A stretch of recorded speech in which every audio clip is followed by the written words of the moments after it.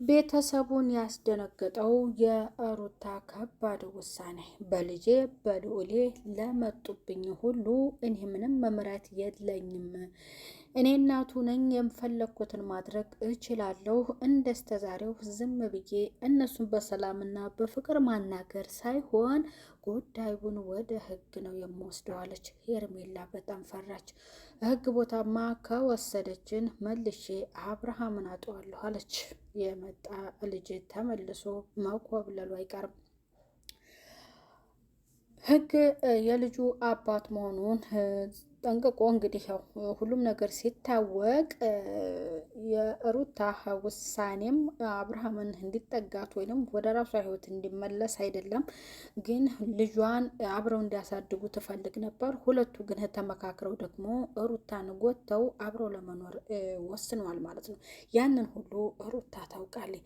ታዲያ አብርሃም ሕግ ፊት ሲቀርብ የሚመልሰው ጥያቄና የሚጠየቀው ጥያቄ ደግሞ የሚጠየቀው ምን አይነት ምላሽ ይሰጥ ይሆን?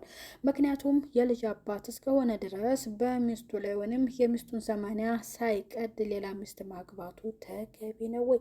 ይህ ነገር በጣም ለአብርሃም ከባድ ነገር ይፈጥርበታል ማለት ነው። ምክንያቱም ሩታ የወሰነችው የሚያዳግም ውሳኔ እንግዲህ እነሱን መክሰስና ያው በህግ የሚወሰድባቸውን እርምጃ ለመቀጣት ነው።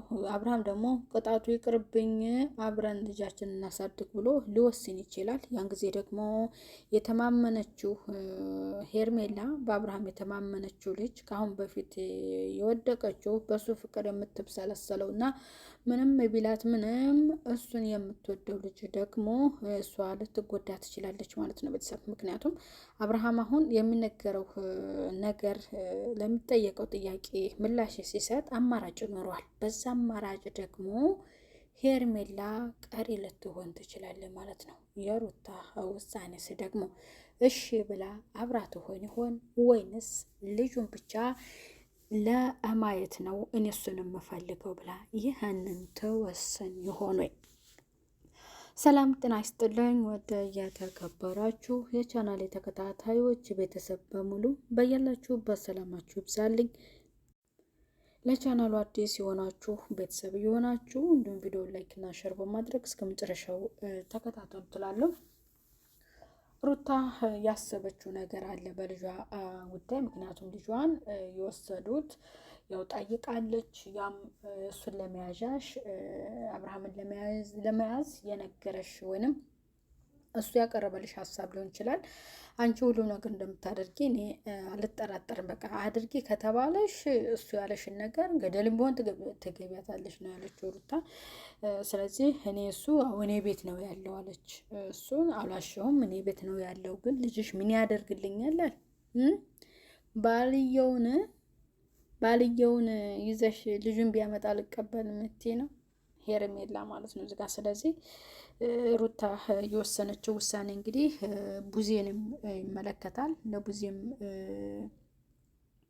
እንደምትከሰስ ምክንያቱም ይህንን ቡዜም ታውቃለች፣ ዴቭም ያውቃል የእነሱ ሀሳብ ስለሆነ እነሱም ተከሳሽ ናቸው ማለት ነው። ስለዚህ ሩታ ወስናለች። ያ ውሳኔዋ ደግሞ የሚያስጨበጭብ ነው። ምክንያቱም እንደዚህ መንዛዛት፣ እንደዚህ መጓተት እና ዝም ብሎ መደጋገም ነገር ላይኖር ይችላል ማለት ነው። ስለዚህ እኔ ከአንቺ ጋር በዚህ ልክ መናገር አልፈልግም፣ ነገሩን ሁሉንም በህግ አደርጋለሁ ብላ ወስናለች። ሩታ እንግዲህ ያው ሄርሜላን፣ አብርሃምን፣ ቡዜንና ዴቭን በቃ ተከሳሽ ልታደርግ ነው የሚያደርጉት። እንዲሁም እያደረጉት በልጇ ምክንያት እንደ አንድ እናት ደግሞ በልጇ ምክንያት ለመጡባት የፈለገችውን ውሳኔ የመወሰን የመክሰስም መብት አላት ማለት ነው። ስለዚህ ሩታ ያንን አድርጋለች። ያ ነገር ደግሞ አብርሃም ቡዜንና እንዲሁም ሄርሜላን ሊያስደነግጥ ይችላል። ያም እነሱ ዝም ብለው እየተናገሩት ነበር፣ ምንም አታመጣም ብለው ነው። ግን ደግሞ ሄርሜላም የተናገረችው ነገር አለ፣ አትጨጭቅኝ በቃ አላቅም እስከ ማለት ድረስ ነው የደረሰችው። ያ ደግሞ ትክክል አይደለም። ምክንያቱም ነገ ላይ እንደዚህ የተማመነችበት ልጅ ህግ ቦታ ምላሽ ለተጠየቀው ምላሽ ሲሰጥ ያ ልጅ ጥሏት ሊሄድ ይችላል ማለት ነው። ያን ጊዜ መልሳ ለስንተኛ ጊዜ ትወድቃለች ወይንም ልቧ ይሰበራል ማለት ነው። እና ሄርሜላ በትዕግስትና በጥሩ መመለስ መልካም ነው። የሆነ በአብርሃም ብቻ ተማምነን እሱን ነው እንጂ አንቺ ልጅ ምን ያደርግልኛል እስከ ማለት ድረስ ማለት ነው። ስለዚህ ሩታ ልትወስን ነው። ያም ውሳኔዋ እንግዲህ ይሳካና መስመራቸውን ይይዛሉ። በቃ የመጨረሻ ውሳኔ ይሆናል ማለት ነው። ምክንያቱም አንደኛ የሚሄዱበትን አቋማቸውን ሊያስተካክሉ ይችላሉ። ሁለተኛ ከህፃኑ ልጅ ሀሳብ ደግሞ ሊርቁ ይችላሉ ማለት ነው።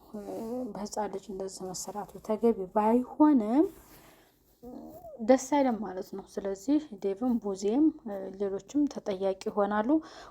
ዋጋቸውን እያገኛሉ ማለት ነው። ሩታ እንግዲህ የወሰንሽው ውሳኔ ጥሩ ነው፣ በጣም አሪፍ ነው። ምክንያቱም ምንም ይሁን ምንም በልጅ ቀልድ የለም አይደል? በልጅ አይቀለድም እና ሄርሜላ መጨረሻ ላይ ሊያሰጋት ይችላል። የሚያሰጋትም እንዳልኳችሁ አብርሃም መልሶ ሊርቃት ይችላል። ያ ደግሞ ከራቃት ወይ እንግዲህ ተደብቆ ሊመጣ ይችላል እንጂ ህግ ባለው መሰረትና ልጄን አሳድጋለሁ ይቅርብኝ፣ ምንም አይነት ውሳኔ ይወሰንብኝ ብሎ ሊናገር ስለሚችል ማለት ነው። ቤተሰብ እንግዲህ የእነሱ ነገር ያውቃቃጫታ ቢሆንም ትንሽ የሚያስተምር ነገርም ባይኖረው እንደ እናት ነገር ግን እንደ እናት እንዳንድ ወላጅ ልጇን ከተወሰደባት የመክሰስም የእነሱንም ደግሞ እርምጃ የማስወሰድ መብት አላት ማለት ነው። እሷ ደግሞ ልጇን የማያዝ ስለዚህ ይህንን ይመስላል። ቤተሰብ በያላችሁበት ሰላም ቆዩልኝ። ቻው ቻው።